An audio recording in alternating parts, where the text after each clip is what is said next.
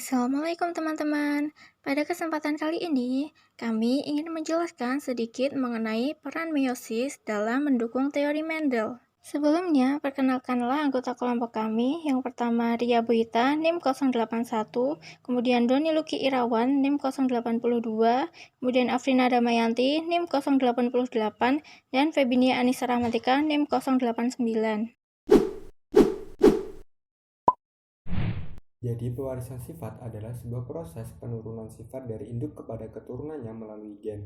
Hereditas bukan termasuk ke dalam penurunan berupa tingkah laku, melainkan lebih ke arah penurunan bentuk atau struktur tubuh dari makhluk hidup tersebut, sehingga antara induk dengan keturunannya memiliki kemiripan atau serupa. Seperti yang terlihat pada gambar bahwa seorang ayah yang memiliki sifat hemofilia tidak akan menurunkan kepada keturunannya, melainkan hanya saja membawa sifat hemofilia. Kemudian, untuk jika seorang ibu yang membawa sifat hemofilia, maka kemungkinan akan bisa menurunkan sifat hemofilia kepada anaknya dan juga menurunkan keadaan hemofilia kepada anak laki-lakinya. Dari penurunan sifat-sifat tersebut, muncullah teori-teori yang membahas mengenai pewarisan sifat dari suatu organisme. Teori tersebut dikemukakan oleh Gregor Mendel, di mana melalui eksperimen dan analisis matematis yang dilakukan, memberikan banyak wawasan tentang bagaimana gen diturunkan dari suatu generasi ke generasi lainnya. Ketika gamet terbentuk, pasangan gen untuk sifat apapun sebenarnya terpisah, sehingga gamet atau sel kelamin sebenarnya hanya berisi satu salinan gen dari setiap pasangan. Gagasan ini kemudian dikenal dengan hukum segregasi Mendel atau hukum Mendel 1. Hukum Mendel 1 adalah hukum pemisahan gen yang terangkai dalam kromosom saat meiosis. Jadi yang berpisah adalah gen yang terangkai dalam kromosom. Sedangkan hukum Mendel 2 atau hukum kombinasi bebas adalah kombinasi bebas antara gen-gen yang terangkai dalam kromosom yang sehomolog selama meiosis. Jadi yang berkombinasi bebas adalah gen yang terangkai dalam kromosom, bukan gen yang terpisah dalam bentuk sendiri-sendiri, menurut Corbima tahun 2004.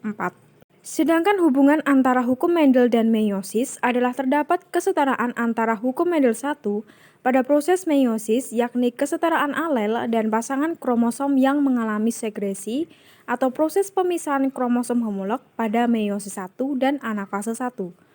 Kemudian juga terdapat kesetaraan hukum Mendel 2 dengan berbagai kemungkinan kombinasi kromosom pada meiosis 1, menurut Gardner tahun 1991. Adapun faktor-faktor gen yang diperhatikan Mendel seperti yang telah disebutkan memang terbukti terdapat pada pasangan kromosom yang berbeda. Dan faktor-faktor gen itu pada percobaan persilangan Mendel berperan sebagai penanda kromosom tempat terpautnya. Sebagaimana terlihat pada gambar ini yang melakukan pemisahan dan pilihan bebas adalah pasangan kromosom. Berikut ini digambarkan persilangan individu homozigot yang mengandung gen dengan dua sifat beda yang keduanya dominan dan individu dengan dua sifat beda yang keduanya resesif. Kandungan genetik kromosom pada filial 1 adalah heterozigot A besar A kecil, B besar, dan B kecil, yang selanjutnya F1 disilangkan dengan sesamanya. Proses konstitusi kromosom dalam pembelahan meiosis 1 dan 2 yang terjadi dapat dilihat pada gambar ini, di mana pembelahan meiosis 1 menunjukkan kombinasi dan segregasi atau pemisahan kromosom. Secara simbiolik, coba perhatikan individu dengan genotif A besar A kecil, B besar B kecil yang disilangkan dengan sesamanya. Maka, saat meiosis 1 pada tahap metafase 1 dapat terjadi posisi seperti pada gambar berikut. Setelah kromosom sehomolog memisah pada fase anafase 1, maka dihasilkan 4 kemungkinan genotif dengan perbandingan semuanya adalah 1:1. Berikut merupakan contoh dari meiosis 1 dan meiosis 2. Oleh karena itu, dapat ditarik kesimpulan bahwa peran meiosis dalam mendukung teori Mendel dapat kita lihat pada hukum Mendel 1 dan hukum Mendel 2 melalui pemisahan dan pilihan bebas Mendel. Walaupun pandangan dasar Mendel tentang keberadaan faktor atau gen tidak benar, tapi hukum Mendel 1 dan 2 masih bisa dipertahankan. Dapat dipahami bahwa yang mengalami pemisahan bebas dan penggabungan kembali secara bebas adalah kromosom, bukan faktor atau gen.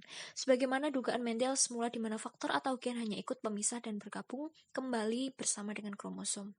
Pada saat penemuannya, tidak ada yang diketahui tentang proses meiosis yang terjadi selama pembentukan gamet. Namun, perlu diketahui bahwa segresi atau pemisahan ini disebabkan oleh pemisahan kromosom homolog selama proses meiosis.